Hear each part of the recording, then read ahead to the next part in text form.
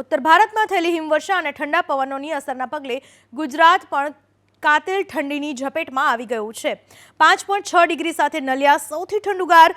હજુ 3 દિવસ નલિયાનું તાપમાન આટલા જ ડિગ્રીની આસપાસ રહેવાની શક્યતા છે। તો આ તરફ હાડ થીજવતી ઠંડીથી રાજકોટના લોકો પણ ધ્રુજી ઉઠ્યા। છેલ્લા 4 દિવસથી રાજકોટનું તાપમાન 10 ડિગ્રીથી નીચે રહ્યું। ગુરુવારે રાજકોટ 8.3 ડિગ્રીમાં ઠૂંઠવાયું।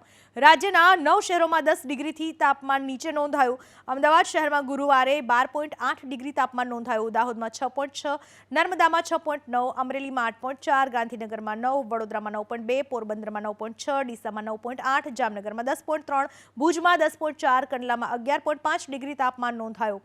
આજથી 2 દિવસ ઠંડીમાં આંશિક રાહત મળી શકે છે, જે બાદ ફરી ઠંડીનું જોર વધે તેવી હવામાન વિભાગની આગાહી છે। નર્મદામાં 6.9, અમરેલીમાં 8.4, ગાંધીનગરમાં 9, વડોદરામાં 9.2, પોરબંદરમાં 9.6, ડીસામાં 9.8, જામનગરમાં 10.3, ભુજમાં 10.4, કંડલામાં 11.5 ડિગ્રી તાપમાન નોંધાયું। આજથી 2 દિવસ ઠંડીમાં આંશિક રાહત મળી શકે છે, જે બાદ ફરી ઠંડીનું જોર વધે તેવી હવામાન વિભાગની આગાહી છે।